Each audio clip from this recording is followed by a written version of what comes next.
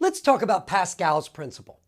Pascal said that if you've got a uniform fluid, then the pressure can depend only on the height within the fluid. So the pressure over on this part of the fluid got to be the same as the pressure over on this part. Now, this is only true when it's a uniform fluid. So it could just like be a bath of water or a big tub of mercury, but it can't be a tub of mercury and water. It's got to be the same fluid, all uniform throughout. So let's see why this works. Well, if we consider what would happen if it wasn't working, then we've got a pressure over here that's bigger than a pressure over here.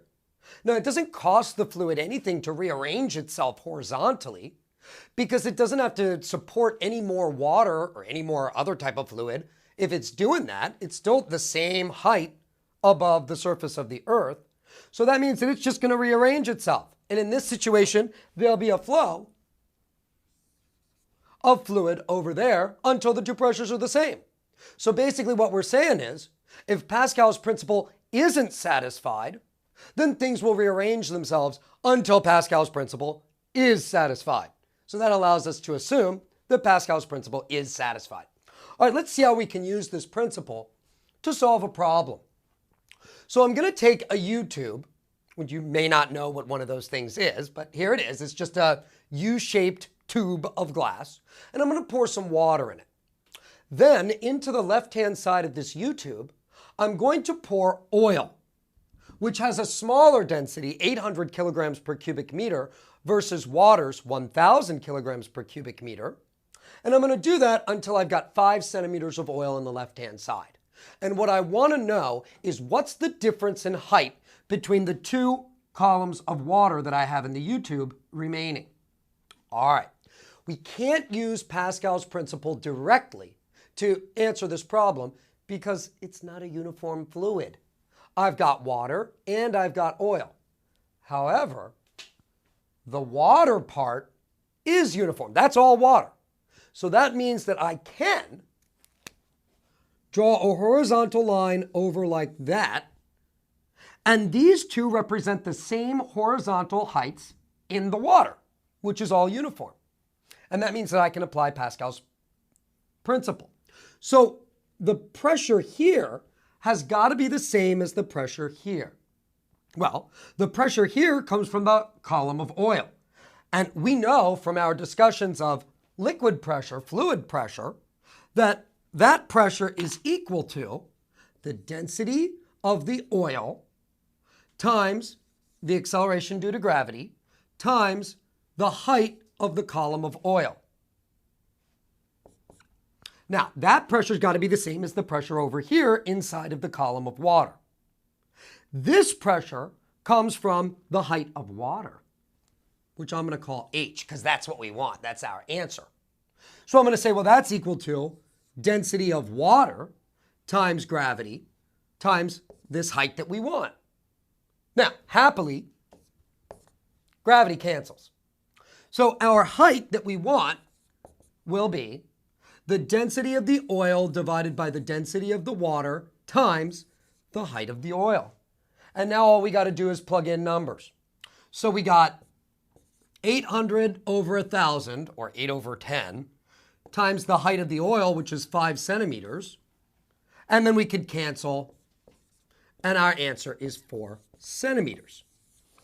Okay, so it's just that easy. Essentially, all the problems involving U-tubes like that with different liquids all work the same way. You just have to figure out where is there a uniform fluid that you can apply Pascal's principle to. And as soon as you find that, go ahead and apply Pascal's principle and just determine what the pressure is going to be on one side. All right, now the main use of Pascal's principle is not in these U-tube things. You might have guessed that. In fact, the main use comes from the operation of hydraulic jacks.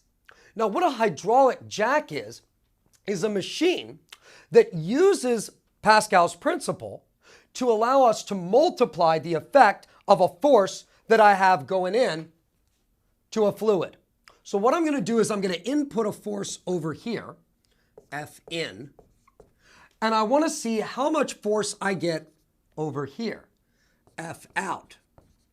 Now, the beautiful thing about this is that Pascal's principle says that the pressure is the same, not the force, the pressure. And pressure, of course, is force divided by area. So we'll have pressure 1 equals pressure 2.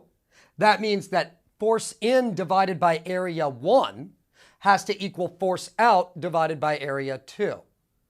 So that means force out is just the ratio of the two areas times the force in. Now, when I make that jack, I can make that ratio of two areas essentially anything I want. So if that ratio, for example, is 40, then the force that I get out pushing up my car over here on the big side is 40 times the force that I put in. So maybe I can only lift 50 kilograms on a good day, but 40 times that, right, is 2,000 kilograms. Now I can lift a car. So, but it seems like I got something for nothing. This actually is very similar to the pulley systems because that also allows you to multiply force. Essentially what happens is if I want to raise this a certain amount, let's say that I wanted to raise it 1 meter. Well, that means that I need to push the fluid down an amount that would increase here 1 meter. Now, the volume is going to be the same. So since this is a much bigger area, to increase this by 1 meter, I'm going to have to decrease this height by a lot more than 1 meter. So I'm going to have to stand over here going like this with my little in force a bunch of times just to get one little crank over here with the big out force. And so it's that type of conservation that makes it so that while this is useful, it doesn't violate any physical principles. All right, that's Pascal's principle.